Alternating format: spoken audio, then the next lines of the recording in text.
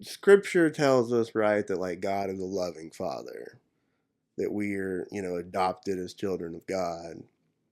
And I sometimes joke with people, it's like Catholicism turns them into like an abusive stepdad. Because And you got the red hair. yeah, so I don't want to get deep into the weeds here, but I mean the basic way that it works is, when you're received as a member of the Catholic Church, you were born again, you were saved, and then as soon as you sin, you're Right. out. Yeah. And you got to do penances and all that kind of stuff. That's exactly right. The only way to get back in is to go to confession.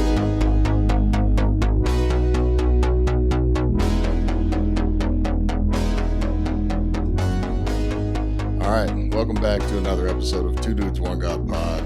Today, Pat and I have Brian Reeves, who I bought weed from one time. You know what I mean? Like, I'm pretty, it's kind of a crazy deal. But we connected a year ago maybe and had some pizza and then didn't really talk. But we talked about faith and we talked about some things and kind of try to catch up. I mean, we've been out of high school for 23 years or how long?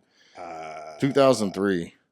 22 years? 22. Yeah, going on 23. Yeah.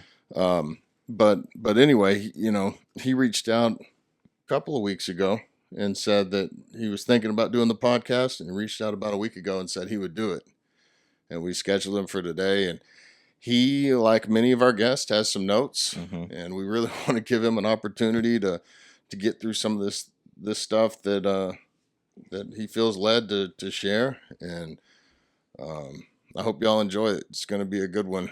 Pat and I have kind of been talking with him while we were setting up, and it seems like it's going to be a good. I know you've got some stories, and sure. In high school I didn't really know, what was going on with you. You know what I mean? Because I was in the middle of trying to figure out what was going on with me. You know. But anyway, Brian, what's going on, man? What do you got for us? Well, thank you all for having me here. I guess we'll start at the beginning. I grew up here in Tyler. I was born and raised. My family has been here a very long time. My grandfather was a rose farmer. My great grandfather was a rose farmer. Oh wow. Yeah, we they had some land out near the airport that my great grandfather bought in 1905. And I mean, I just have a lot of really good memories of going out there, spending a lot of time out there. They had cows. They had this big rose barn that definitely today would not have been OSHA certified. It had these wooden catwalks that were 50 feet off this concrete floor where they would hang these rose bushes, And when we were 10 years old, we'd climb up in these rafters and be chasing each other around, playing tag. And now you're like, man, if anybody of us had fallen off, right? Yeah. Like that would have been bad. Yeah. He died. My grandfather died when I was only 2. But my grandmother, her name was, we called her Nanny, was kind of the matriarch of the family. And so we kind of had a typical East Texas upbringing, I guess. I mean, a relatively normal, at least for the 80s and 90s, middle class upbringing. My parents were both from Tyler. They got married out of college. And, church was always part of my life growing up. We went to First Baptist Church. My grandparents went to First Baptist Church downtown here. And I went there from when I was a little kid. If you haven't been, it's beautiful. I've never been to the First Baptist here. Yeah, it's old school organ. It's like it's the real deal. Yeah, it's I think the oldest Baptist church in Tyler. Yeah. So it was the first one. Yeah, exactly. And so, like a lot of you guys who talk to you on your podcast, I mean, my family did we did the Sunday mornings every Sunday.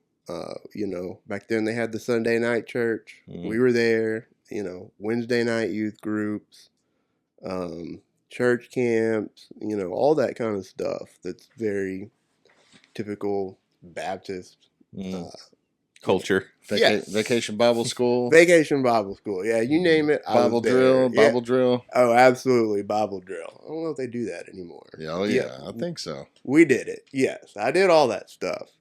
And my mom was certainly the driving force in the faith of the family. My dad, not very religious, never has been very religious. He would go, just not really his cup of tea. And so my mom was the formative faith influence growing up, for better and for worse. And so, reflecting back on things, when you're a kid, you don't know what you don't know. And I thought everything was pretty normal. And I mean, it was fine. My dad really was not ready to be a husband or a father, I don't think. They got married right when he was out of college. They had met in like middle school, and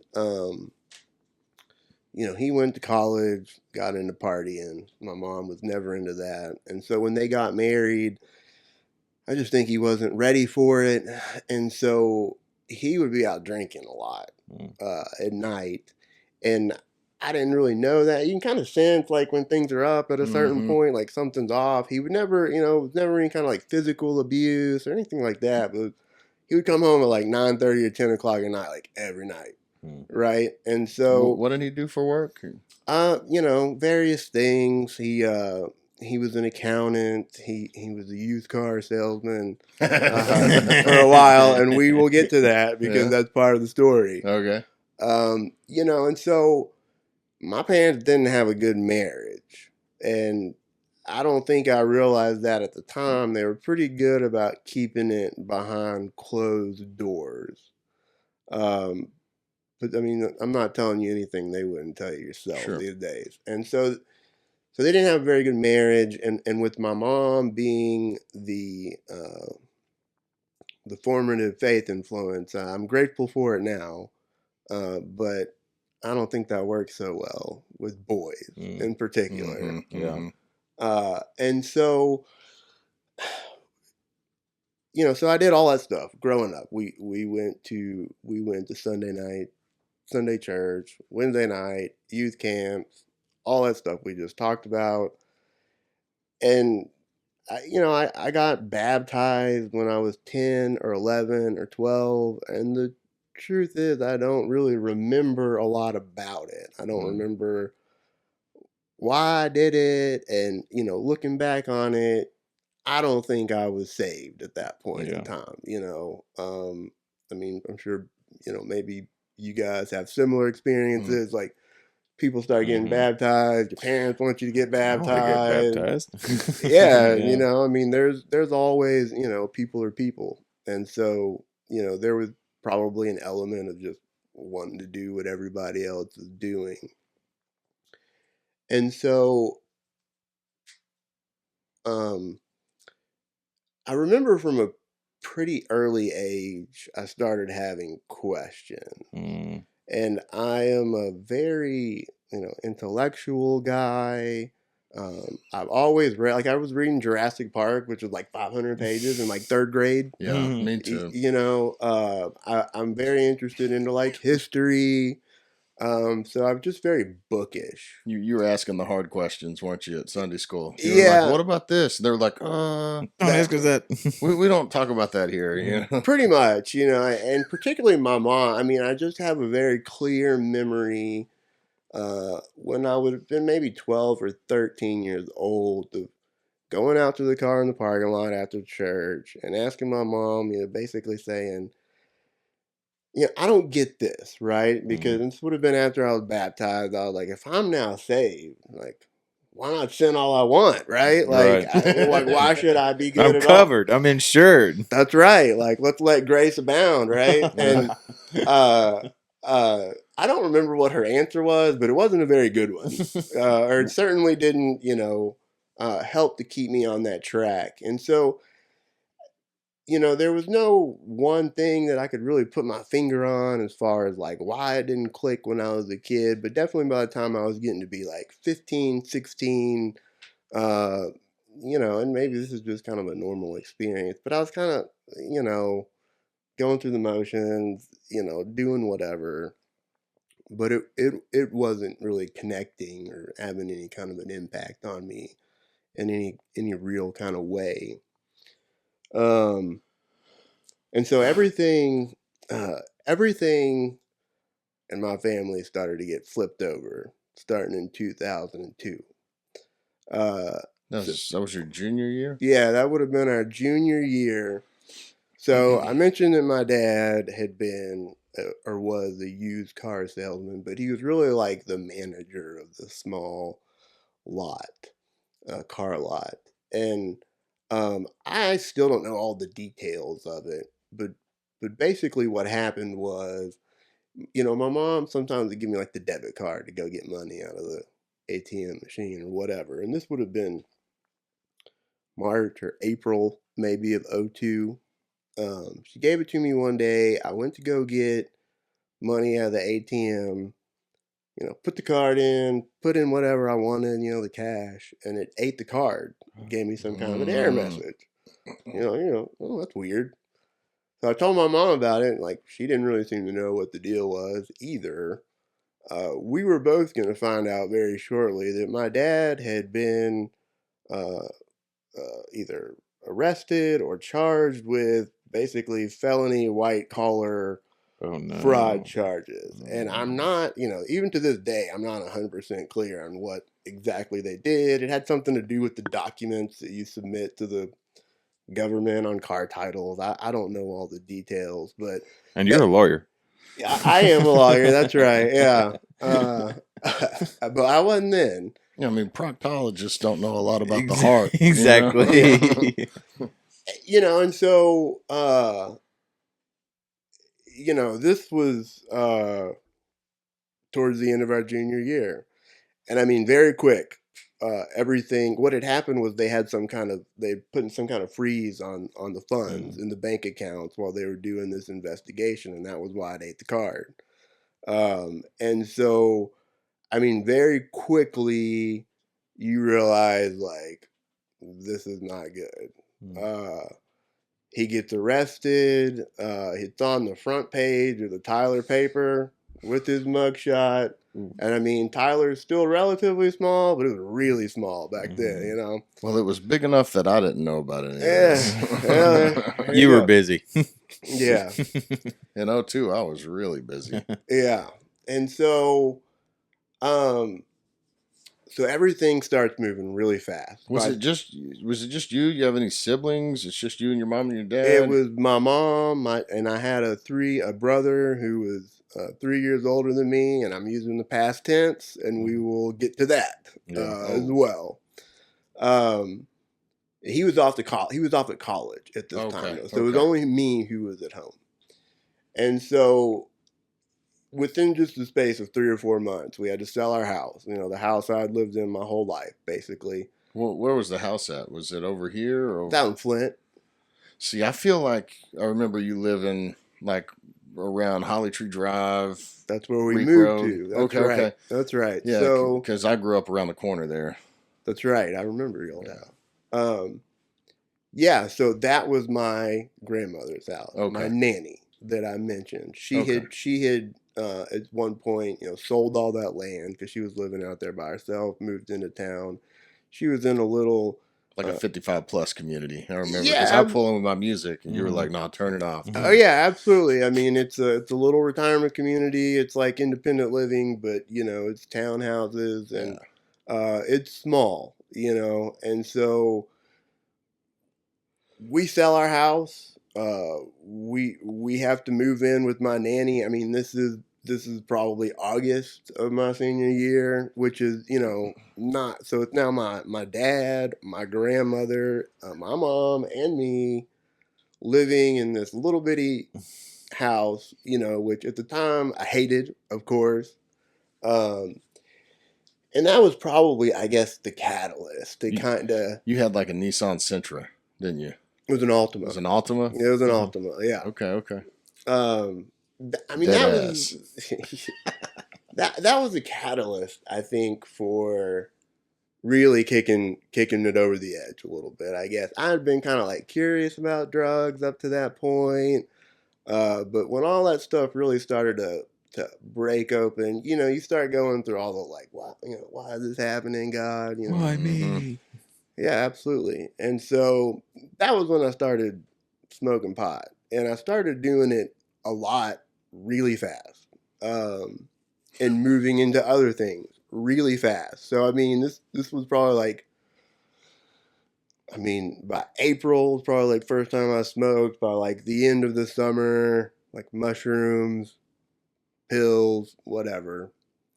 Um, and so all that's going on, like that case, it takes a while uh, to move through the system, right? And so we go through our senior year of high school, we graduate. I Well, go. I never came back after Christmas That's break. right. Uh, it's funny you mention that because there've been many times that I was like, man, I wish I had done what he did. And when I heard about that, I Yeah. was like, well, that's crazy, right? But I was Yeah. like, yeah, actually, it's pretty smart. Yeah, back then they all thought I was a narc or something. I came back like a year later and nobody would talk to me because they thought that, like I was like a You done fed. sold out. Yeah. I just remember you disappearing, Yeah. basically. Yeah. So, I'm sorry. So we go through my senior year, and this is kind of what I'm doing. Everybody's ready to be out of school. I'm smoking pot, doing all that kind of stuff. Getting ready to go to college. I end up going my freshman year to the University of Arkansas, which was a disaster. Uh, I was completely not ready to go off, and I mean, I just tail end. Now, my brother was going there as well, and my brother was heavily into drugs. He was selling drugs, large quantities of drugs, and I've always struggled with self confidence. Have had low self esteem, so it was just easy to run with that crowd because I knew my brother. So there you go, right? So things start to go towards like cocaine, LSD, yada yada, and that's to the point where I'm like starting to flunk out of school, basically. Which is probably a quick trip. Yeah, Yeah. it did not take long. Mhm. I- by the end of that year, I had enough sense to know, like, man, this is not going in a Yeah. good direction, right? So, relatively early in the spring semester, I made the decision that I was not going to come back. I was going to come back home, but we had a few more surprises in store for us. So, um, my grandmother that I mentioned that I lived with for that year, my nanny. Now I'm so grateful that I got to spend that year with her because April 2004, completely out of the blue, I had gone off. My dad at this time um, was working out of town. So my mom was home with her. And one night she goes to bed just complaining of a headache, got a headache. My mom told me she woke up the next morning basically just semi coherent and collapsed. Uh, Called the ambulance. She had had like a massive brain aneurysm and was dead by the end of the day. Um, Completely out of the blue. She had no health problems. She was 72, so Pretty um, young. yeah, completely out of the blue. And I mean, to give you an idea of the influence that my nanny had on all of us. So, my mom is one of three sisters. All three of them, their grandmother name is Nanny. Mm. So for all of us grandkids, right? Like she was the perfect grandparent. We all had great memories of her, really loved her, and that was just like a huge blow. A very like if there's a matriarch of your family, like she was it. And then at the end of that year, I had come back to Tyler. I had started going to UT Tyler for college my sophomore year. I was working at a lawyer's office and get a phone call at the office. This would have been December of '04. And they're like, you need to come home. There's been a family emergency. I'm like, okay. Get in the car, go home, pull up outside that house. And I mean, there's 20 cars outside the house. So you immediately know Something's up. something's up, like not good. I walk in, my parents are crying. The pastor from the church is there. Like, kind of all the people from the church are there. And my brother had died of a drug overdose. It was Oxycontin and cocaine. I just remember being mad, really just real mad, and like, I don't know, my mom had some kind of decorations by the door or something. I just kind of like hit it off, like turned around, walked out, like I'm going to smoke weed, and so that was all just kind of a blur, I guess. We have the funeral a week later. And so it's the next year in '05 when my dad goes off to federal prison for 3 years, because it takes those things a while to work their way through the system. And so, I mean, right, so I had come from a relatively normal background, and then in the space of like 3 years, just the table is flipped completely over. And I mean, I didn't handle it very well. Yeah, that's a wild disparity of normalcy. Yeah. To go from Complete change. nuclear families in the same house together, now nuclear families with grandma, now you're in college, now your grandmother's dead, your brother dies, your dad goes to prison, like That's quite a tailspin. yeah.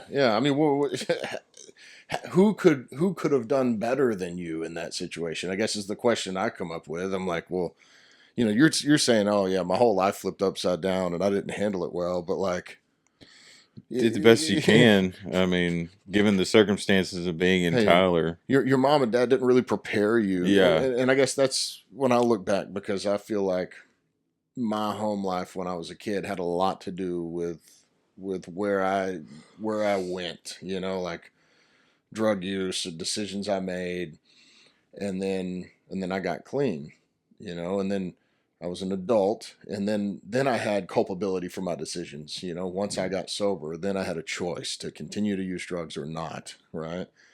And the longer I've gone down this path, the less my parents had to do with the outcome of my life. Yeah. But like in that moment, when all of those events, boom, boom, boom, just happened to you, like nobody's parents prepare them for that, right? Except for maybe my wife. Maybe my wife. Yeah. Her parents were like, if you're 4 years old and you can walk and talk, you can go. You can go to Walmart by yourself. You can go to Walmart. You can buy your own food. You can cook, clean. But like the upbringing that you and I imagine it was really similar. We were absolutely unprepared for that. Like in my story, I don't ever remember alcohol even being Christmas, New Year's, 4th of July. There was no alcohol. We had a wet bar in our house. And the only time I ever saw Dad ever have a drink was like he'd have a beer maybe at the golf course. And then on his 40th birthday, he got hammered at the Cedars, Lebanon. my cousins had to take my brother and I home. We played, Super Mario 3 on NES because they were turning up, at the Cedars, Lebanon. But we weren't prepared for that level of crazy. You know what I mean? Yeah, no. And Tyler hadn't even heard of that level of crazy. Sure. You know what I mean? Like the communities that we were in, it's not like we were one off. Our families didn't prepare us. It's like you didn't know anybody. Like if you talked to 100 people, you wouldn't find somebody else that had those experiences. Sure. Sure. But how did you handle it? It wasn't through drugs. That's not like a major part of the story. But it was, I just was mad. I was mad. And it was one of those things with God where it's like, you know, by the time I get into college, right, I'm doing the whole like Richard Dawkins thing. It's like oh Oh 04, man. oh Yeah. 05, you know, the new atheism thing. Uh, you know, like it's kind of this weird deal where it's like, I don't believe in God, but I But hate him. I'm mad at him. Oh, I hate him. Yep. Yeah. Oh, I hate him. Yeah. Well, you know, and I mean, it would have been like that if you had said like, "Oh, you believe in God?" I'm like, absolutely not. You know, and I would be like, "Oh, I'm atheist or I'm agnostic, whatever." But it was basically just a lot of anger, and then you know, it just fed into this cycle of just like real low self esteem. I mean, a lot of depression. You know, like college and law school were all kind of the worst period of my life, maybe because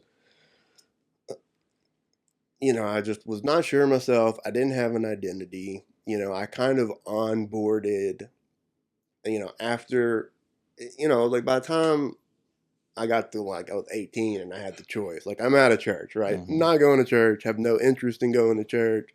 Like, the only time I would go would be with my mom at like Christmas. And I would just sit there the whole time, be like, I hate this. Like, I don't want to Still. hear this. Like, yeah, I hate it. You know, like, same at Easter. And so, um,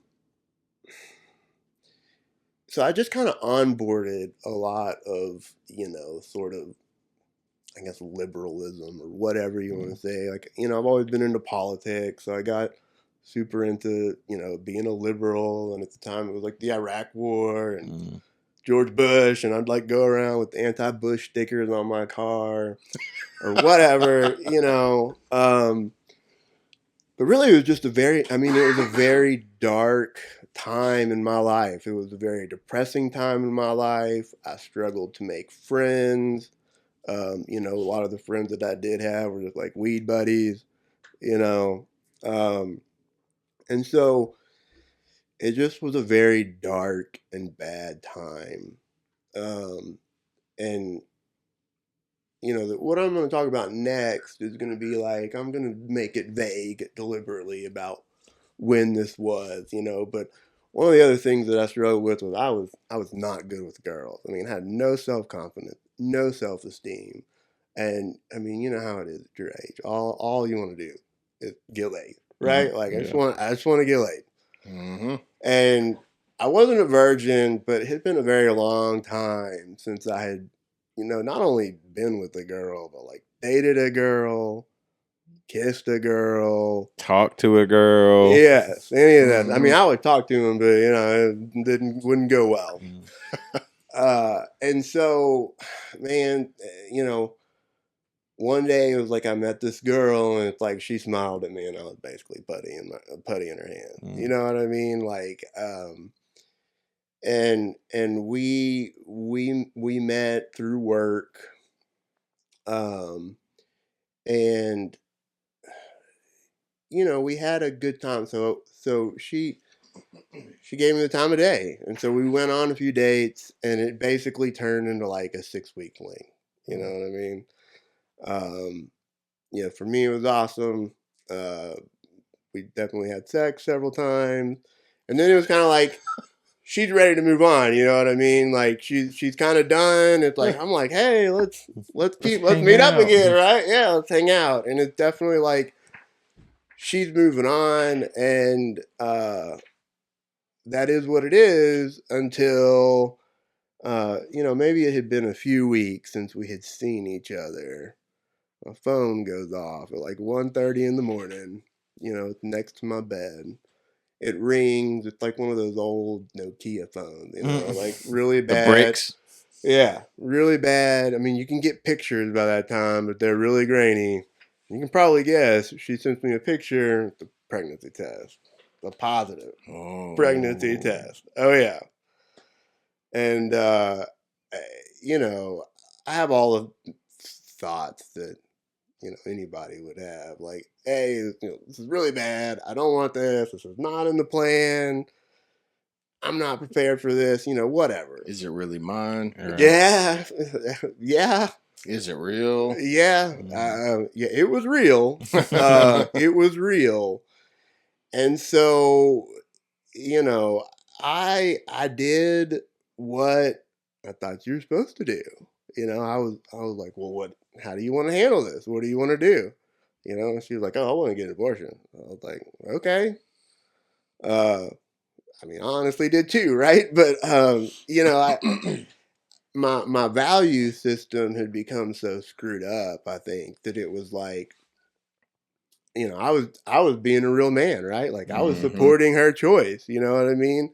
And then I was like, I'm not gonna be like the dirtbags who leave her to just like handle this herself, right? Like I'm No. I'm gonna go with her. I'm gonna pay for it. Yeah. I'm gonna step up. You know, Be a man. that's right. Mm. That's exactly right. And so that's what I did. And she made the appointment. Back then, it was like, like I think now you can get them through the mail, but back then you had to go to a clinic. So she makes the appointment. We go to the clinic. I go with her. I mean, I remember driving through, right, like with all the protesters there, right on the outside that you've got to go through. And you come in through this like secure door. They check everybody's IDs, and then um, I just remember how like cold it all was, Mm. right? Like I remember sitting in the waiting room. She gets called back to meet with the doctor, um, and they were going to do a chemical abortion. And so, I just remember sitting there, kind of looking at all the faces of these women. Most of them were, by themselves, and they call the name because you got to go up and pay before they'll actually do it before you get the appointment. So I go up and pay $500. $500 to take care of this problem. And I mean, that was kind of all there was to it. I mean, she wasn't back there 10 minutes, Mm. uh, and they gave her the way it worked basically was she took some kind of pills in the clinic, and then they gave her more to take when she got home. And so we leave. I take her home. I drop her off. Like, see you later. It's like, what do you say? Right. Yeah. See you later, and go back home. And I knew almost immediately that I had done something terribly wrong. Mm. Um, it was one of those things. It was like my original red pill moment. People talk about the red pill. Like, this was my red pill moment because, like I said, like up to that time, I've been like, oh, like her body, her choice. The clump of cells or whatever. Like, man, I don't feel that way. Yeah. Mm-hmm. And I mean, I wasn't there, but you know, when the abortion actually happened, but like it happens at home. When you do these chemical abortions, like it happens Mm-hmm. at home. It's essentially a miscarriage at home. Mm-hmm. And I mean, she just described me like blood everywhere, and it like she flushes it down the toilet, right? The child, she can see it, you know. And I wasn't there. She told me all this stuff, and so I just knew I had done something real bad. But people are pretty good at compartmentalizing things. Mm. And so, I mean, that relationship didn't last, obviously. I mean, I wouldn't even call it a relationship. And we kind of moved on, went our separate ways, and I haven't talked to her since. Um, but, I ended up finishing college, finishing law school. And by this point it was 2010, so it's right after the big recession in 2009. Everybody's having a difficult time finding a job, and I'm just driftless, aimless. I didn't have a clear vision of what I wanted to do for a career. I mean, as far as what kind of law I wanted to practice or anything like that. And so I was just doing like what everybody kind of does. Like, well, I guess I'll just like move back to Tyler, I guess. And then at some point I was like, why am I doing like, it's like you grow up in Tyler, you're always like, I don't want to live here. Yeah. You know what I'm saying? Like, I want to get out of here. And I mean, I had gone to UT Tyler and then off to law school. And so I kind of made a very spur of the moment decision to like, I was scheduled to take the Texas bar exam and I just dropped it and I moved out to Denver, Colorado. And it was there where I met my future wife, and it was really shortly after I moved there. We were I was staying at a house, renting a basement from somebody, and there was a YMCA just down the street, and I would go and swim laps for exercise, and my wife was a lifeguard there. My future wife, I guess you should say. Yeah, we always Wendy Peppercorn. that is what we always. That is You kind of look like the kid. Too. That It's is funny. exactly what I was about to say. We always joke with people that that's what it was. But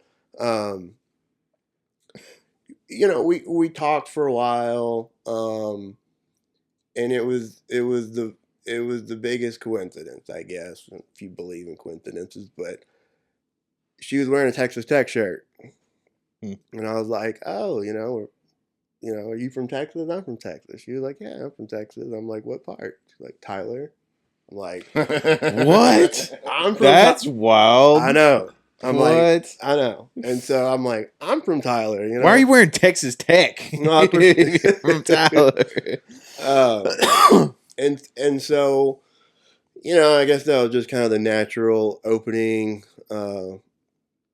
an easy connection that we had. She was she went to White House, and so we start dating, and this would have been like January 2011, and that year was probably like one of the best years of my life. It's like our dating relationship was really like kind of a fairy tale romance.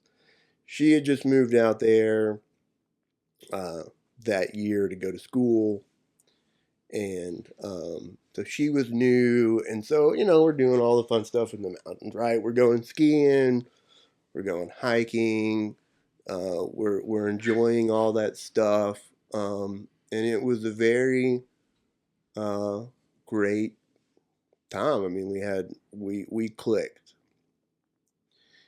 and towards the end of that year, I remember having a conversation with my mom on the phone. We've been dating for almost a year at this point. Mom was just like, Brown, you think you're going to marry this girl? And I was like, yeah. Yeah.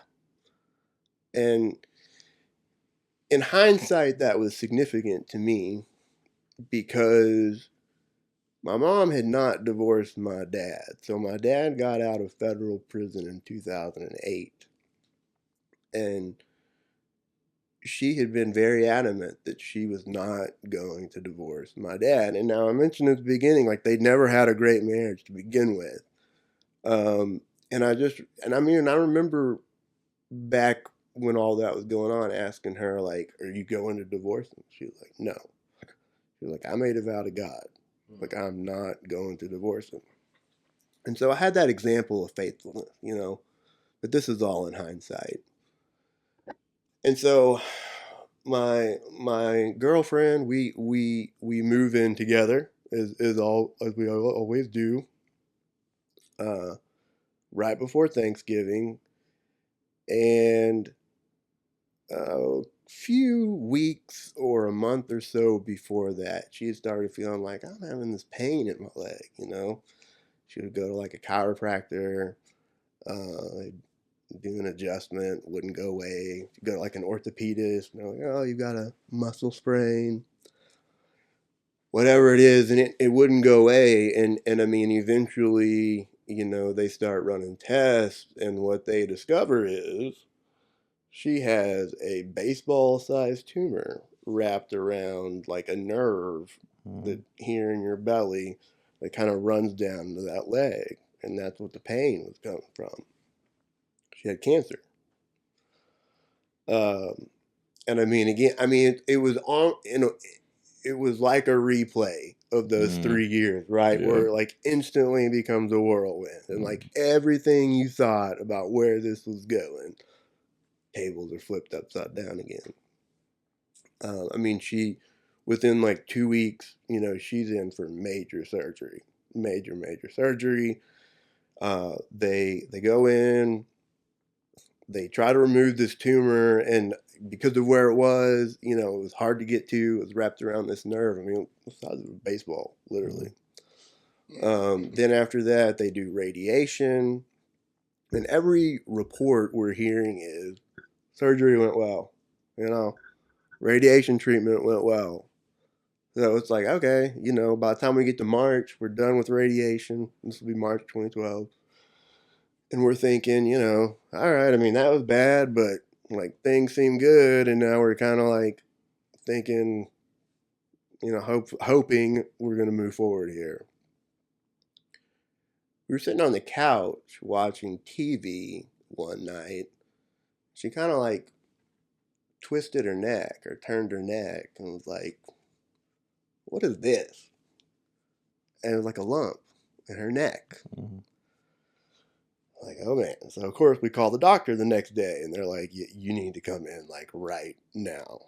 And so we go in, they do like the CAT scan, and I mean, it's like all over her body. It is in her neck, it is in her stomach, all over. Metastatic, huh? It moved. That's right. Mm-hmm. Yeah, no, that's exactly right. She ended up being like whatever the stage is before you're terminal, like she was the one before that. And so then it's like, again, it's like an immediate alarm flip where it's like you're starting chemotherapy like today. Yeah. And she goes through this. She goes through the whole course of chemotherapy, and it is as bad as everything you've heard about it. And I mean, I would like to say that I was like, the dutiful, loving boyfriend during all of this, but of course that was not true. And I mean, I guess in my defense, or however you want to put that, not really something you bargain for at like age 25, right? No. It's like when you're dating, like we're not married, we're not engaged. And so, I mean, I'll leave a lot of that to the side, but there were a lot of things that happened that, not proud of. And there was also kind of a lot of anger associated with it, right? Because it's kind of like, in a way, you feel stuck, right? Like, am I supposed to dump the girl who's going through her cancer treatment? Like, how's that, gonna make me look like a complete jerk, which I guess I was anyways, but so I'm just riding this thing, kind of seeing where it's going to go. And it's basically lasts all of 2012. And we get to the end of 2012. They've done all the chemo. They've basically done everything they can do. And at this point, it's like, now it's wait and see. There's no evidence of it anymore. And so now it's like follow-up scans, wait and see. And I remember the doctor being like, time to go back to normal life. All right. What is that? Yeah, right. I mean, I definitely have no clue at this point what that looks like. And I mean, that's what we tried to do. But, obviously that's a major trauma early in your relationship. And so, we did some couples counseling for a while. And I kept thinking back to that conversation I had with my mom. I loved her, I loved her, and I didn't want to leave her. And at this point, I'm kind of developing this complex, right? Where it's kind of like, well, I'm that guy, right? Like, first time you get laid, you get pregnant, right? Like, yeah. First girl you meet that you really like she gets cancer, right? Yeah. Like, so, I'm just kind of like, at this point, I'm like, it's like, and I mean, the prognosis was basically odds are she's going to be dead in a few years anyway. So at some point, I just, we were eating McDonald's at the dinner room table, and I was like, we should just like get married. She's like you gotta at least have a ring. And then I made one of the biggest mistakes I've ever made in my life, which was that I took her to shop for her own wedding ring. Oh, wow. That was an expensive mistake. You have grown a lot, sir. Yeah. And so we did. We got engaged. We got married.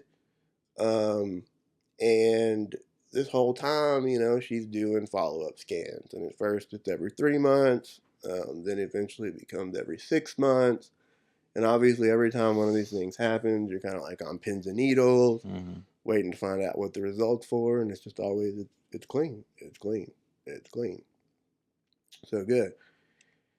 And this was the point that started me bringing back to God, because I had seen what her cancer had been like. I had seen in my mom an example of faithfulness in marriage, and I knew I didn't have that. I didn't have what it took. You know what I mean? I had this feeling of like I'm gonna need help here, right? Like I've bitten off more than I can chew. And so we had moved back to Tyler by this point in time, because one of the big problems we were dealing with was, we were in Denver, Colorado, 1,000 miles away from really anybody that we knew. And so I was like, we gotta move back closer to home, and we just ended up coming back home. And part of it too was like, you're in Tyler, right? And then you start getting the question like, where do you go to church? Like whatever. It's like, I don't know. And so part of it was just, maybe like we need to meet some people, I guess. Part of it was me feeling like I need help, And a big part of my story is basically like, I always wanted God to like solve a specific problem for me, but then like that's it, right? Like don't keep cutting. Yeah, don't overflow those boundaries, right? And so my wife was raised Catholic, and I didn't know anything about Catholicism. Some evangelical churches can be very like aggressively anti-Catholic. I just didn't know anything about it. I remember when I was like a kid, you'd go past the cathedral downtown, and they've got the Mary statue out there, and I'm like, weird. Like, why do these people have a statue of a woman at their church, right? And then you'd see like the Pope on TV or whatever with the funny hats, but I mean that was all I knew. And so she was like, and the other thing I knew for sure was I did not want to go back to the church that I was raised in. Too close to home for that one. Yeah. And so she was like, well, let's go to the Catholic church. And I was like, all right. And man, this is one of those things where it's like, I mean, in all these things, God's working through everything. Oh yeah. Even bad things, right? Like God's always working. And so, one of my hangups had always been just like, it just feels like shallow theology. It's like bad answers. I mean, I tell people it's like, after all those years of growing up at church, if you had asked me at 18, like, what's the gospel? Right.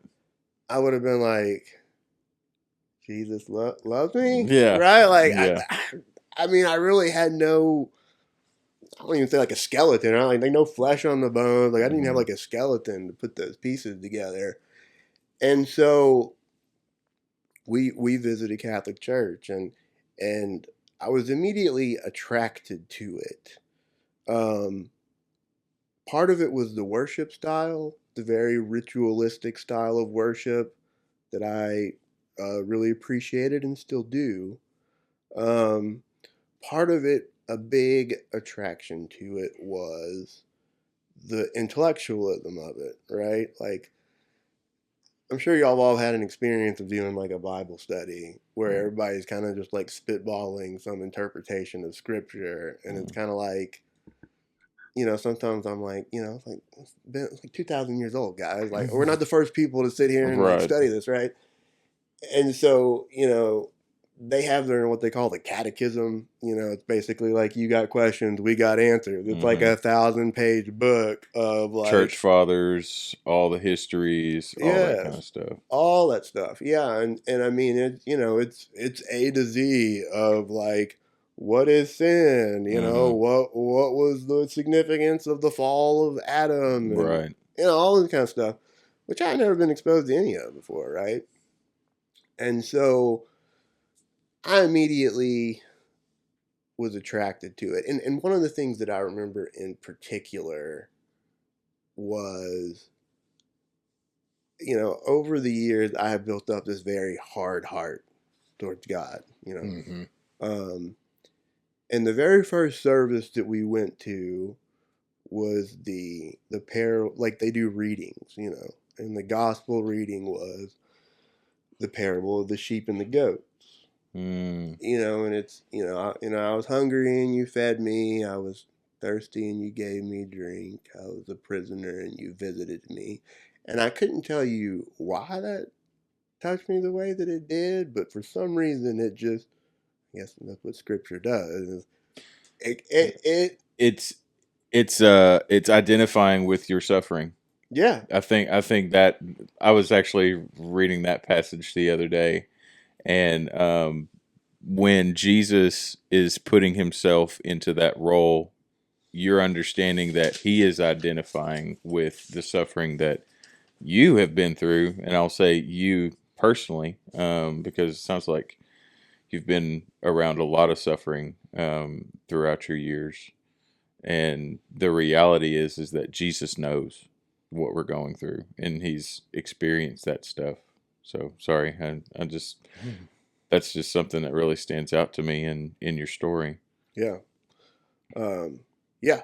And for whatever reason, that really cut through a lot of that hardness of heart that I Mm. had built up. And so that sets me on this journey. And so I kind of dive head on into Catholicism. They have a whole process that you have to go through to become a member.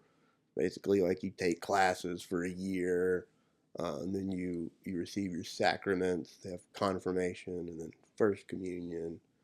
Um, and the whole time I'm going through all that, I'm just like reading all the books, reading the catechism, and also, of course, reading all these books that are basically like why Protestantism is wrong and Catholicism is right, Mm.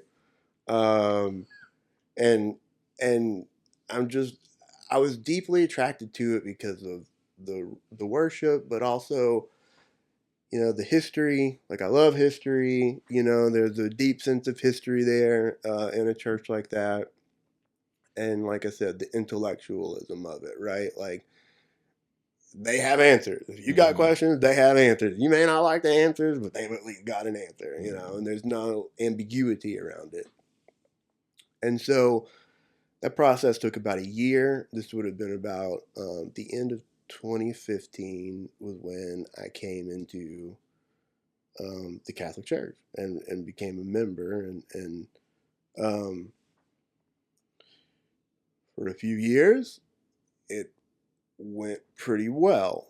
Um, but the my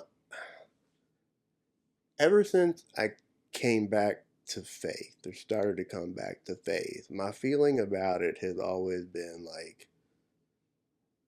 if this is real, then it's the most important thing. And if it's Mm. not real, then I don't care. And I'm going to go fish on Sundays or I'm going to go golf on Sundays, Yeah. right? And so as I got deeper into Catholicism, um, it very much, I mean, the criticism of it as a legalistic, works-based religion, I think is very valid. Um, it very much is like, here are the do's, here are the don'ts, Mm-hmm. and that's what you do. And like, scripture tells us, right, that like God is a loving father, that we are, adopted as children of God. And I sometimes joke with people, it's like Catholicism turns them into like an abusive stepdad. Mm. Because And you got the red hair. yeah, I think. Well, so I don't want to get deep into the weeds here, but I mean the basic way that it works is, when you're received as a member of the Catholic Church, you were born again, you were saved, and then as soon as you sin, you're Right. out. Yeah. And the You got to only do penances and all that kind of that's stuff. exactly right. The only way to get back in is to go to confession and do a confession. But what about babies? They're saved? Unless Yeah, if they're sprinkled. right.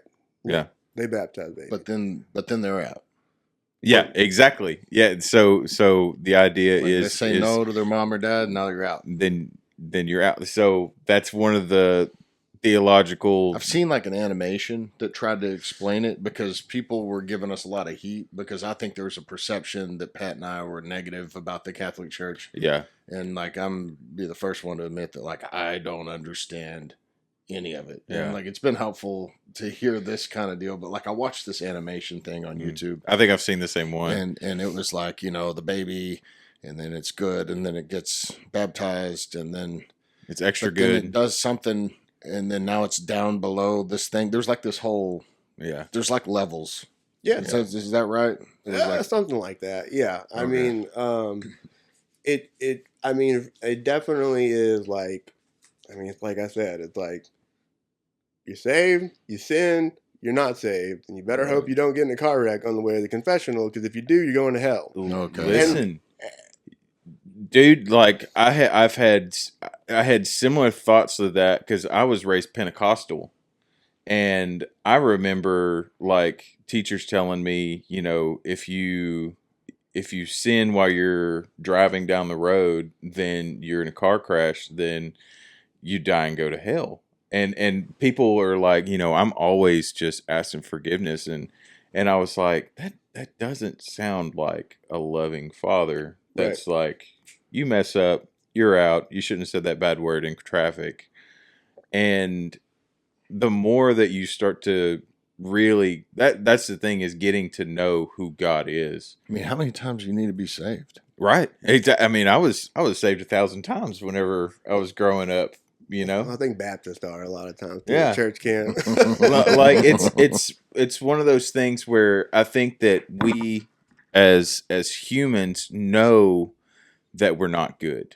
We want to make the claim that we're good to everybody who's seeing, but the reality is if you really look to the inside, there's a reason why we need a savior, and people don't want to admit that. Well, the problem is God is absolutely good. Mm-hmm. And if he's absolutely good, then the only way for us to be good is for God to not exist. Yeah. You know what I mean? Yeah. And I think we innately know that we're not worthy of the grace that we receive. Mm-hmm. And so that's a tough one, like we're given a gift that we can't repay. Mm-hmm. We don't deserve it. And I think that for an unhealthy human being, psychologically, that's hard to wrap your head around. Yeah. That level of forgiveness. Oh, yeah. Yeah, absolutely it is. And we'll get to that. And so, there were a lot of positive things that came out of that. It really did start to draw me back on that journey. I was looking for God. I wanted to know God. And people are just different, right? Like my wife never had these kind of hang-ups, but like I said, I'm the kind of guy, like I'm the book guy, right? Like I'm going to go by the book. I'm going to read all the theology. And so, I got real into it to the point where it's like I'm going to mass every day. Mm. I'm doing confession 3 times a week. I'm praying rosaries. Doing all this stuff. And that was one of the challenges, I think. It's like if you go to a Catholic priest and you're like, kind of like, I want to grow in my faith. I mean, that's when they're going to tell you to do stuff. Yeah. Do stuff. Yeah. Go to, they have which is not necessarily bad. I mean, I've talked about this before.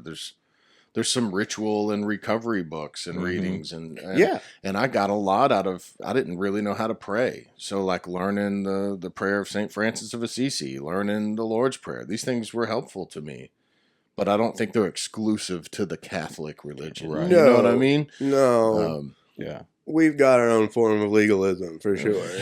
Humans are ritualistic by nature. Though. People are people. And it calms me down to have a pattern, to have a routine. And so I think some of that stuff with Catholicism is kind of cool. I don't, and the problem is it becomes the savior. It does. Not God. It does. Which it becomes idolatry in a sense of I have to do this in order for me to have the salvation. And then you start focusing so much on the stuff that you're doing and not so much what God has done. That's exactly and what right. Jesus has done. That's exactly right. And I mean, for me, it turned me into a Pharisee. Because I got to a certain point. The parable of the Pharisee and the tax collector, right? The Pharisee goes and he prays and he's like, man, God, thank you that I'm not like these other people, man. I do X, Y, Z, yada, yada. And the tax collector just beats his breast, says, God, have mercy on me, a sinner. And, God was going to have to take me from being a Pharisee to being the tax collector. And, after doing all that stuff for several years, it produced pride, right? I mean, it produced pride, and I was terribly arrogant about it towards my wife. I was so convinced that I saw clear and she did not because I'm doing all the stuff, right? And, I was just terribly arrogant towards her about it. Which is funny to me because like a few years earlier, you were a complete atheist, agnostic. Yeah. And it's like a pendulum swing. So I guess I've got a question. I assumed that when you first met your wife and y'all were dating and living together, neither one of y'all were like regularly attending any services anywhere, right? Like maybe outside of visiting family and going on a holiday or something, right? Yeah, I mean, but did she still pray? Did she still believe in God? Or do you think she still had faith at that time? I mean, especially going through the cancer treatments I mean, that had to be a moment. I always joke. I'm like, hey, everybody's an atheist till you put a loaded gun to their head, and then they're like, please God, I think that's right. No, when we were dating, we never attended church together. I mean, we never talked about it. If we did, I would have said, "Oh, yeah." No, that's right. And so it wasn't any kind of a part of our dating relationship at all. But I think she did. I think she prayed. I think she had faith. She just didn't express it. And you mentioned it being a pendulum swing. That's exactly what it was. And I guess, maybe I skipped over this a little bit. It was kind of like that, that experience with the abortion. It was one of those things where it was like you realize how meaningless these slogans are that float around in our culture. Like once the rubber actually hits the road, right? It's like, my body, my choice. Abortion is healthcare. Love is love. And it's like, it completely falls apart when you're dealing with the reality of flushing your kid down the toilet and, deliberately miscarrying at home, right? Like, it's just so inadequate Mm-hmm. to what that really is. And so, yeah, I mean, it was a pendulum swing because I did know that that wasn't the way, right? Mm-hmm. Like, whatever you want to call that, I knew that there was no foundation in that. So that event precipitated like the de-radicalization of you, but then you had like a middle portion until after y'all got married where you weren't super left and Right. you weren't really praying either. You just No. knew that what you did was not good. And then when you got into the Catholicism thing, that's when you started Yeah. opening up to the rest of that. Yeah. Yeah. Because some And people think it's just like a boom, Yeah. but God worked on me for a long time. oh yeah. Yeah, me as well. And yeah, and so I just was very arrogant towards her, and I was very confident that I was on the right path. Like you understood and she didn't. That's exactly right. And how did that come out in the relationship? Like, you were telling her, "Hey, you're doing this wrong," or you don't, you think this, but it's because you don't understand, or That and I think, looking back on it, it was like I didn't understand it because there's kind of a joke in the Catholic Church where it's like the difference between like a cradle Catholic and a convert Catholic, and cradle meaning people who are raised Catholic, and a lot of it was like I just didn't really understand it because we would both be like, "Oh, well, we're Catholic," but I would be like, "Well, but that means this, right?" And she didn't see it that way.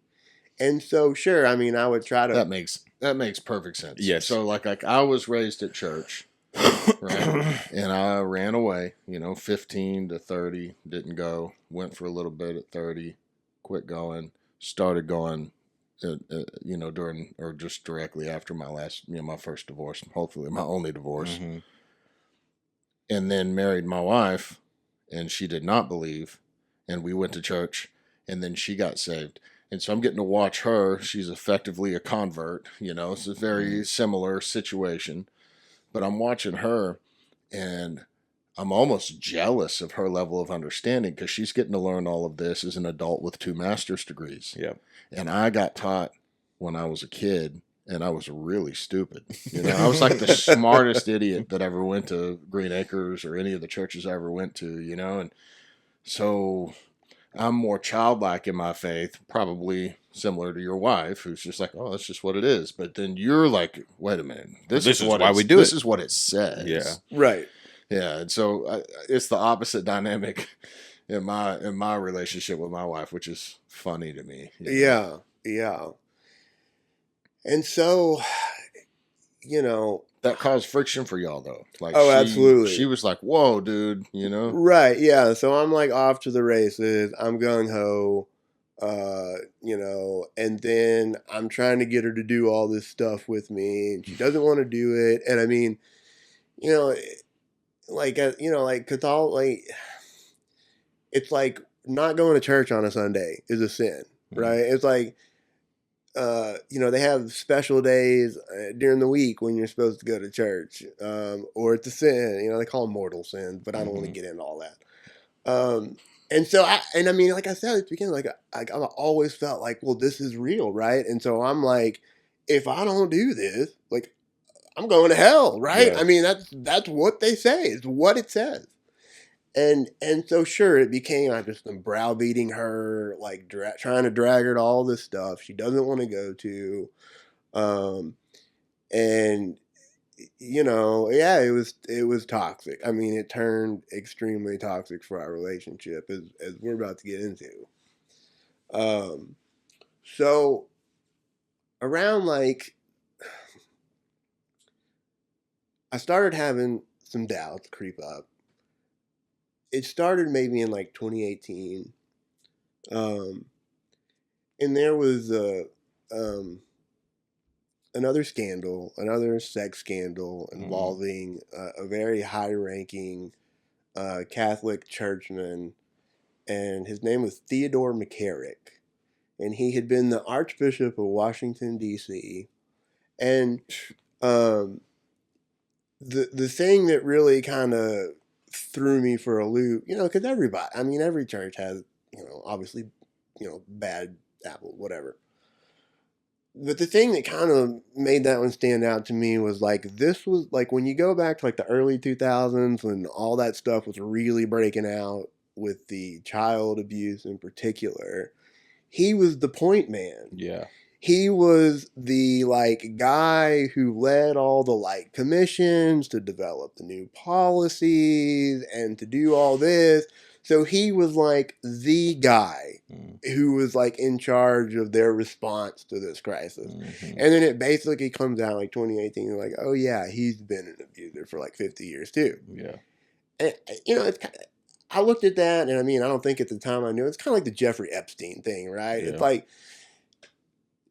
don't tell me that none of you people knew what was Right. going on with this, like, I mean, you're talking about a very small, powerful group of people, right, at the top of this level, right? And it's got the thing with Jeffrey Epstein. It's like, don't tell me all these people were Clueless. on his plane and hanging out all the time and just had no idea what was going on. Yeah. It's like, don't buy it, right? Like, I got a bridge to sell you. You know what I'm saying? And so that was kind of one of those things where I was like, it wasn't like a huge deal, but it kind of was like when you're doing that process of coming into the church, right? Like they have a certain story that they tell that's basically like things used to be really bad, and then we developed all these policies, and now it's fine. Yeah. Now it's fine, and it's kind of like that didn't jive. But what really started to precipitate uh, really into a spiritual crisis was the birth of our daughter in 2019. And, um, she was born in 2019. And, I had, like I mentioned that you can be pretty good at compartmentalizing for a while, right? Um, well, this is when the compartment started to break down, right? Because now I've got this daughter, I've got this child. I'm like, who do you think you are to be a dad? Yeah. You're a murderer. Mm. You killed your child. I mean, I still believe that to that day. I mean, I don't like to mince words, and that's like, who do you think you're kidding that you can do this, right? That you even deserve to have this. And so that guilt is starting to come out. At the same time, I started to struggle with internet pornography. And I had never really, I mean, I think, again, like most guys our age, probably the first time I saw pornography was when I was like in middle school, and it was something I had looked at through my whole life, but it wasn't like a big deal, a big problem. And part of my awareness of it was, I mean, just coming back to church, right? I mean, they have a lot of the same moral beliefs that we do, and so my conscience is being formed. Kind of like that thing with, as I'm going back to church, it's like I knew I had done something bad with the abortion, but then I'm starting to see more clearly. It's like, man, how bad it really was. And then it was kind of the same. There was a moment, and obviously our daughter's a girl. There was a moment when I was like watching some internet porn, and then I just had this. I was like, "What if this was my kid?" Yeah. Yeah. Right. Like this is gross. Like this is gross. And it was like, as my awareness of how bad it was increased, the temptation to it increased. And so now I start developing like a real problem. I mean, it's like my wife and daughter in there watching TV, and I'm like in our bathroom on the phone, watching porn, Mhm. right? Like I never had this problem before, and suddenly, again, I'm starting to be like, well, what, like I'm doing all the stuff, right? Like, Yeah. I'm being a good Catholic boy, right, right? and so, man, that's when I realized how brutal the confessional system is when you were really dealing Mm. with like serious, deeply ingrained sin, because it did become deeply ingrained. And I just, I would go to confession and I would be sitting there going through the motion. I'd be like, damn, I'm going to be right back here tomorrow. Mm. And the next day, and the next day, right? Like, and, and, and it just produced this spiritual crisis where it was like, you know, whatever I'm doing, I'm not getting any victory over sin here. Mm. I'm not like, it's not working. It's not working. Whatever this is, whatever's going on, like it's just not working. And so, uh, it kind of all starts to crumble to dust in my hands at this point. And there were a lot of other things going on. We had my wife had quit her job to stay home, so now it's like I'm the sole provider, with all the pressure that comes with that. Um, we tried to do fostering, foster to adopt. It was a complete disaster. I mean, it was horrible. It was a horrible experience. Um, and as all this is going on, I start telling my wife, like, maybe we need to look for a new church. Now, my wife has no clue any of this is going on, right? She has no clue that I'm like struggling with the pornography. She has no Mm. clue that I'm having at this point like serious doubts about Catholicism. She has no clue. And at the time, my daughter was like 2, and it's like when you grow up in a Protestant church, whatever, it's like they've always got like childcare and Sunday school. And it's like they don't really do that stuff in Catholic church, and so like you end up basically at that age, you're just chasing this 2-year-old all around the sanctuary, trying to get them to like Mm. sit still for an hour, which of course they can't do. And so it was kind of like a point where I was like, I was like, I started bringing like, maybe we should look for a new church. And it was kind of, and she agreed to do it. But I knew she didn't want to do it. And that process did not go well. And one of the reasons the process did not go well was because I set out doing it kind of in a way, though I didn't know it the first time. It was like I was doing the same thing I had done before. I'm looking for what's going to please me. Mm. What's got the worship style that I like? What has the music that I like? What has the theology that I like? Like, what is going to please me? Mm. Um, and again, it went terribly. We couldn't agree. Um, we couldn't agree on a place. We couldn't find a place. We searched around for a while. This went on for like a year. Um, and then finally she was like, and again, all that stuff in the background is going on with, the fostering, and just there's other things that are just going on, like really bad. It's getting really bad. And she's finally like, I want to go back to the Catholic Church.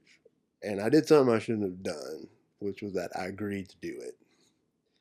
And in my heart of hearts, I knew I was like, I can't go back to that. I didn't have any kind of firmly formed theology. I was like, I knew I was like, I can't do it. I just can't do it. And, but I was like, well, she tried with me, right? So like maybe I owe the chance to like go back and try it again. the minute we set foot back in for the first time, I was just like, oh my gosh, this was a big mistake. And we did it for 2 or 3 weeks. And, she thinks things are going back to normal, right? Like we're back to going back to normal. We're starting to put this thing back to bed. And again, she really has no idea about how deep that breakup, inside of me with all of that really has become. And we were just one Sunday after church. I just told her, I was like, I can't go to the Catholic Church anymore. Can't do it. And she was like, I'm not going anywhere else. I was like, okay. And so we start going to different churches. I mean, at that point, we're no longer going to the same church. And I'm out here not as a single guy, obviously, but now I'm like, okay, well, what am I going to do? I don't know. I knew I wasn't going to like go back to being atheist or whatever. And so I do the same thing again that I tried to do before. I keep looking around for like what's going to please me, what's going to flatter all of my preferences. And I quickly realized that most churches don't really have a place for a married man who is attending church by himself without his wife. Yeah. Because, it's singles group, married group. Yeah. Well, I'm not singled, and I don't want to go to the married group by myself. Right. Right. And so I'm just like, man, I don't know, right? And like one of my big hang-ups was like, man, I'm not going to a church that does contemporary worship, right? I don't praise music. I'm like, it's like the youth group stuff we grew up with, right? Yeah. I was like, man, I'm not going to do that. So I was getting on the internet, it's like after COVID, and so everybody now has their services online. And so I'm like watching everybody's service to see like, what do I like? What do I like? And something God told me is like, just start showing up to churches. Like, stop looking at this stuff on the internet, stop looking at whatever, and just like start showing up. So I did that, and I went to a church here in Tyler, and I ran into a guy I hadn't seen in like 10 years. He was our old neighbor, and it was a Bible church. It was contemporary music. But the pastor was very good, and the preaching was very good. And they didn't do Sunday school. They had Bible studies that you attended that were like not on Sundays, that were men and women, right? Just like men's Bible studies. So that was easier for me to slot into. Exactly what I needed at the time. And so my friend invited me to go to the Bible study with them on Tuesdays, and I start going. And I'm attending this church, and I'm starting to try to learn, and I'm starting to try to figure out these pieces. And one of the best things that I ever did in my life was I bought a reader's Bible. It is a Bible that doesn't have any notes, doesn't have any headings. No cliff notes, no nothing. Nothing. Yeah. It is the text. That's it. Like, it doesn't even have the verses printed. Yeah. Oh, so it does. Okay, so it's not numbered or anything like that? At the top of the page, it tells you like the range. It'll be like Luke 16:17 through 18:21 or whatever. I want to get one of those so bad. It was one of the best things I ever did. Because the truth was, I had never read my Bible. Ever. I mean, maybe whatever I had read as a kid, but, when I was Catholic, I never read my Bible much. And this was really the first time that I sat down and started to read the Bible. And I read it over and over and over. I mean, I started in the New Testament, like Mark, all the way through Revelation. Old Testament, like Genesis, all the way up through Chronicles. Like, go back, New Testament. just over and over, trying to put all these pieces together. And, this whole time is going on. My wife and I are not going to the same church. She's going to the Catholic church. I'm going where I'm going. Our marriage is basically on the rocks. We are firmly headed towards divorce. We are on the road to divorce, right? And I know it. And it was this deal where it was like all the guilt from that abortion and everything else. I mean, just all the stuff I had been through, it was just coming to the surface. I couldn't deal with it. It was too much. And reading the Bible, it was like plowing the ground in my soul, man. Like, they get out there and plow before they plant. I mean, it was like digging those furrows in my soul. And, I don't, it's like 2.5 years ago at this point. And I had been seeing like an individual counselor, and she was pretty good. I mean, she was not like a Christian counselor, but she was pretty good. And I mean, we had talked about all the stuff around the abortion, and I really knew that like that was the rock. I mean, it was what was just like weighing me down, like killing me, right? Like all those thoughts we discussed before, I still had them. I was like, you can't be a dad. Yeah. Look what you did. Yeah. Look what you did. Like, what a joke. You're a joke.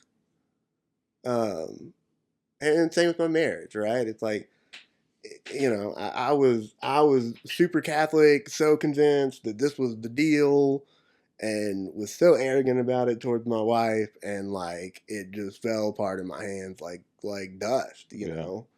And so all the pride is starting to go away, And I had a session with the counselor, and we had talked about the abortion. And I'd come home.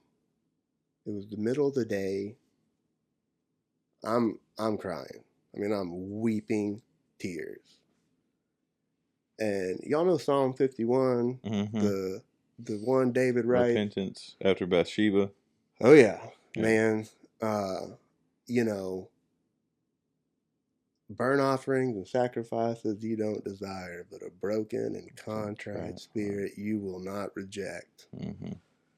I was at the lowest point, and I've had a lot of low points, and I was absolutely at the lowest point, home by myself. I'm just bawling,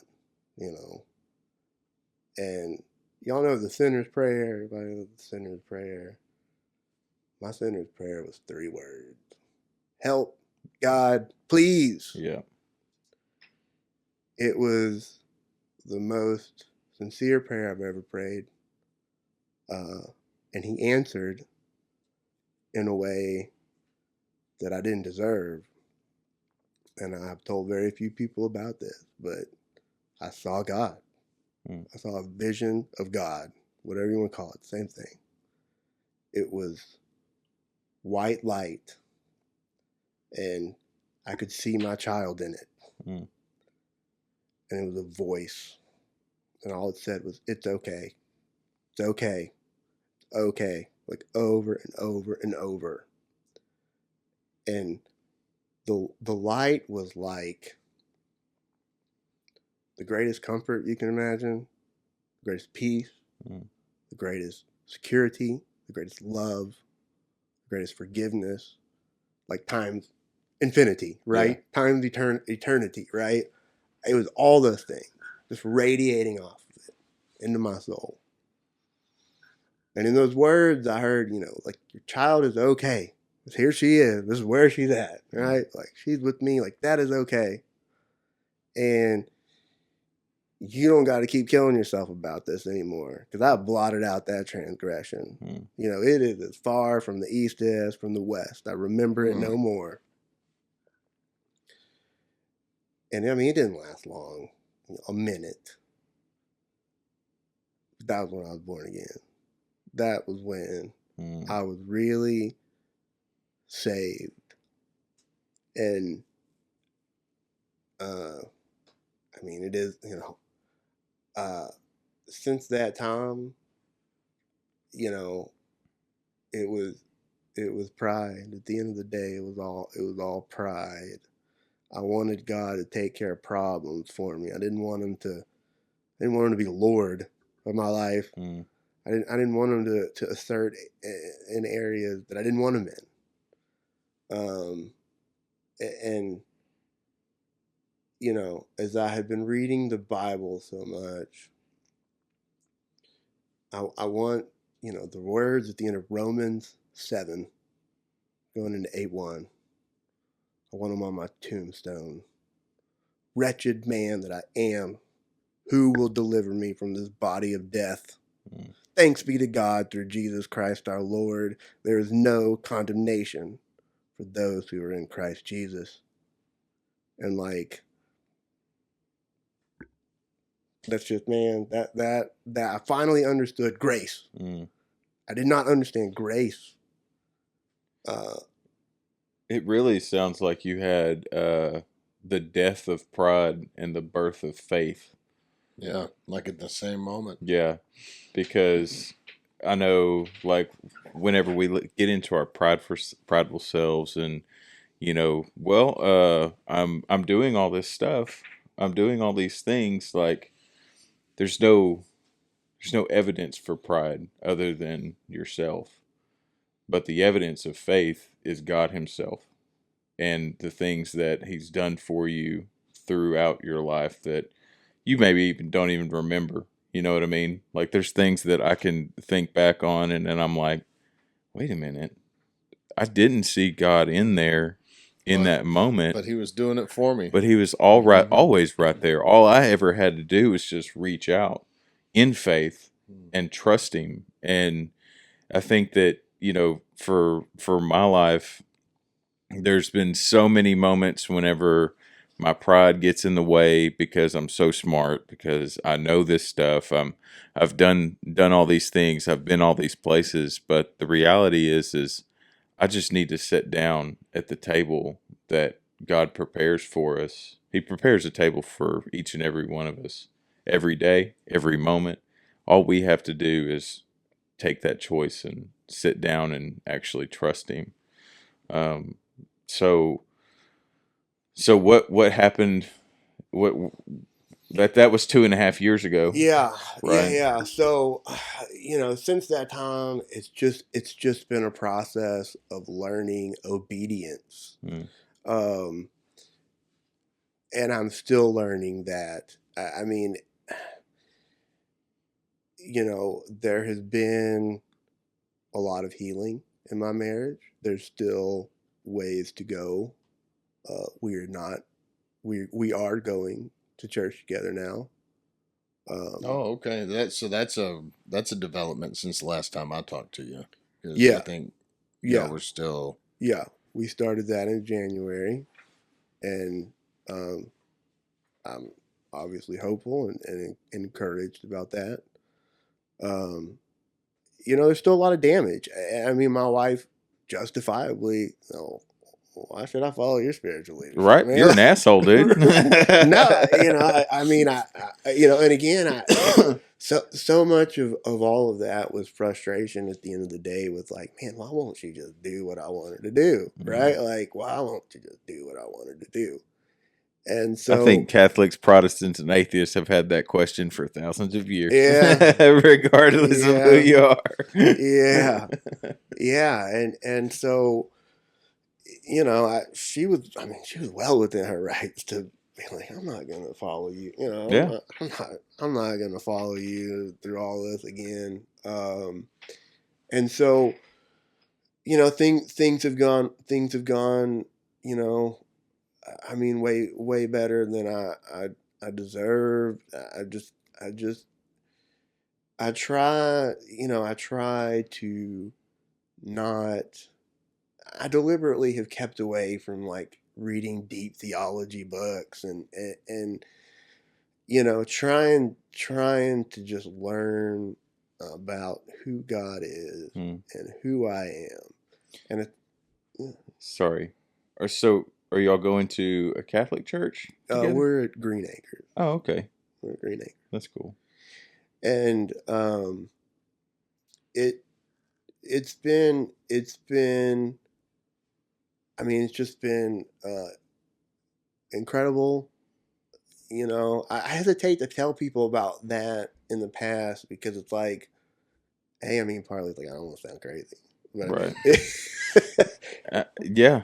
and then B, um, most people like you shouldn't expect that. It was one of those things where like God knew that I needed that. Yeah. I needed that to get that guilt away that was just killing me, literally spiritually killing me. And so, I don't.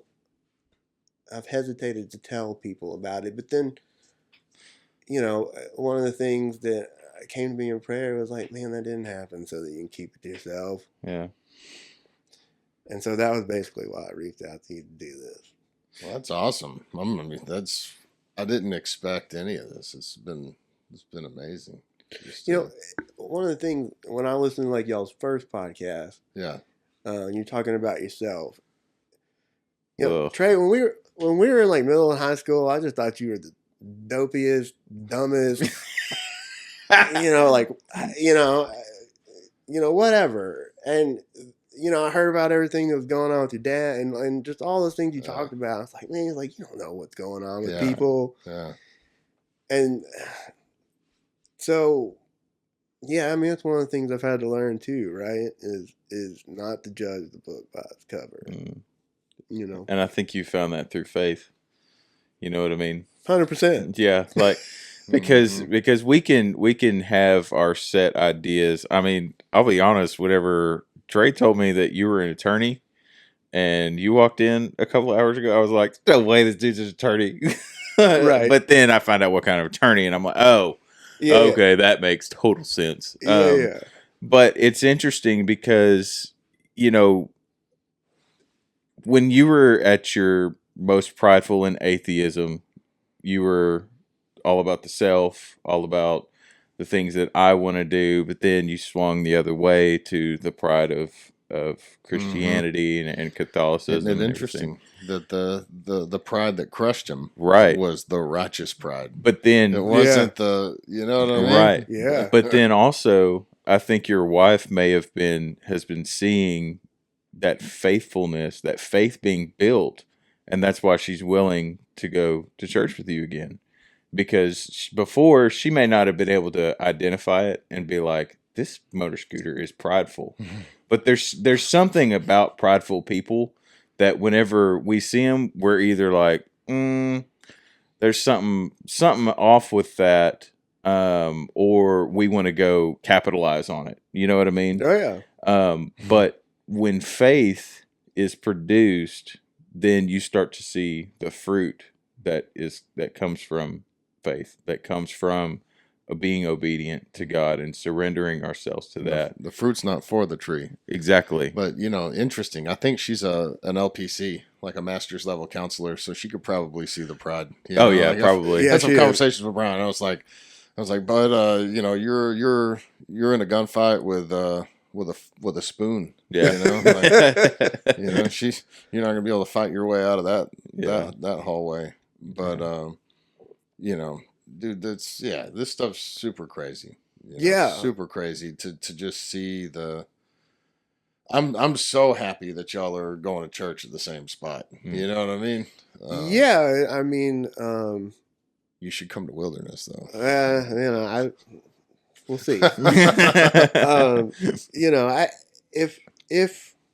If that's, I always have to remind myself. I hope what you just said, Pat, is true, and that's what she sees. But if that's what she sees, it's not for me. Well, do you pray with your wife? We do. So that's one of the we went through the Love and Respect class, which I tell everybody that's Highly married, recommend it. go. I'll get you a phone number. They usually have one around. End of October or beginning of November, isn't it? Well, no, I thought it was February. Valentine's Day is usually, I think you're right. Yeah. but we've talked about having one at Wilderness, and Paul Roberts said he'd come run it. But anyway, the Emerson Eggerichs wrote Love and Respect, and amazing class. I'd like to go again now that Michelle, Right. is on Now the she's team really with on us. You know what board, I you mean? know? Yeah. But dude, there's just so.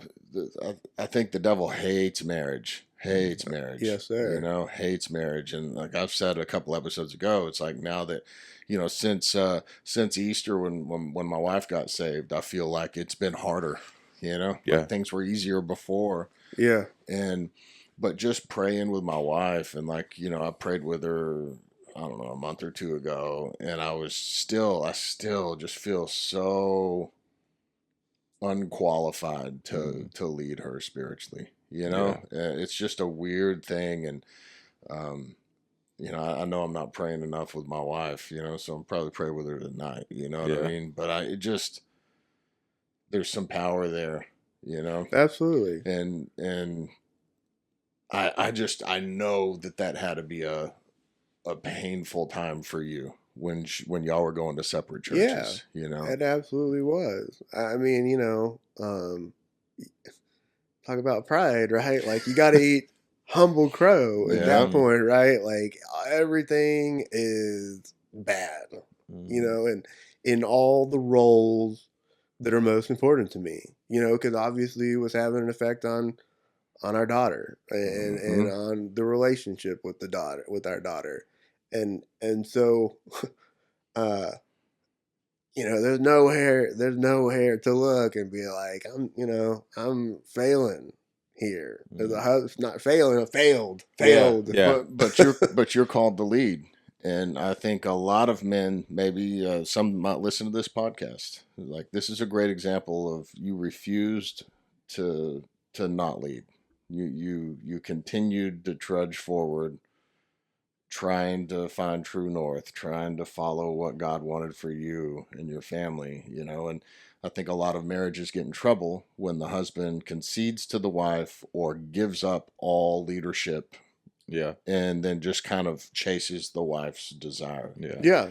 Yeah, Because, like we talked about in the last episode, sorry guys, I was flat. It was weird. We didn't have a guest, but you look where you want to go when you ride a motorcycle or a bicycle.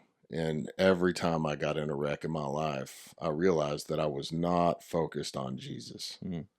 I was focused on whatever I wanted, whatever outcome I wanted, whatever problem I thought was a problem. I wasn't I wasn't worshiping, I wasn't praying, I wasn't seeking, Yeah. you know. And so it seems like you got all this weight lifted off of you, but you stayed driven to seek the Lord. You Mhm. know what I mean? In some way, Yeah. you know what I mean. Even I'm a firm believer that even our pride can bring us right to Jesus. If Yeah. whether it be crash and burn or in the ultimate form of success. I think that no matter what we do in that circumstances, if we just look for Jesus in those moments, we will find him. Now, what you do when you find Jesus, that's that's up to you. Hmm. That's where the faith comes into it. Because yeah, like we can have all these ideas on what God wants for our life and everything, but when the rubber meets the road, like what is it that Jesus asked Peter, who do you say that I am? oh yeah, And Peter was like, well, some say you're Elijah, some say you're this, or the other disciple said that, and then Peter said, I say that you're the Son of God. yeah, He had a spiritual moment in that moment where he was like, yeah, I've seen enough. I've seen enough of both myself and the things that I've been chasing all my life, and I can make those comparative decisions right there and you're the one that I want to Yeah, that I want. absolutely. And he still denied him 3 times. Yeah. But what it also Jesus did, he forgave him. He gave him the opportunity to be his rock of the church. And I think that people like to always think of Peter as the guy that's cutting somebody's ear off, but he loved Jesus. That's the reason why he was cutting somebody's ear off. That's the reason why he was pursuing that, was because he didn't know the plans that Jesus intended, that he had set forth into eternity, but he was faithful in that moment. Even though he was wrong, he was still faithful in that moment. So, And a lot of that, I mean, comes down to trust. When mhm, when you really, what God has done for me now, uh, I'm I can trust Him. mm, And when there are areas right now where I'm starting to realize, I can't do that anymore. I got to change those things, and some mhm, of them are going to create problems. mhm, Um, but there's no, but now I'm willing to trust that He's got what's best for me, mm, and really, what I really had to work through is, what does it mean to submit to the lordship of mm, Christ? I mean, we call Him Lord, and in the ancient times that meant something. mhm. It meant He was the boss, Yep. right? He Yeah. control, like, you do what He says. Mhm. Jesus says, if you love me, you will obey me. Yeah. And it's not a legalistic thing where, I always like the danger of going off on two sides where, you're not gonna earn your salvation Mhm. by what you do. Right. On the other hand, it's like, well, it kind of goes back to that question I asked my mom, right? It's like, as a kid, it's like, why not just sin all the time because Yeah. it's just all grace, right? I mean, Mhm. it's hard to hold that intention.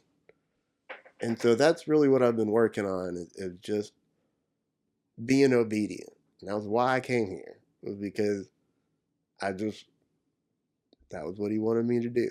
And Mm. I didn't want to do this. I don't want to do this. Um, but I just said, okay, I'll live with it, I guess. Yeah. Yeah, you said the prayer was like, help me God, or right, God help me. Mhm. To me that was when I was at my lowest of low, that was the Yeah. thing too. I think a lot of people can identify with that. And after that, the next most powerful prayer is, God, what do you want me to do? Yeah. Yeah, How can you use me? What do you want me? Mhm. yeah, And that's, I usually get there after a couple of troublesome weeks of, Mhm.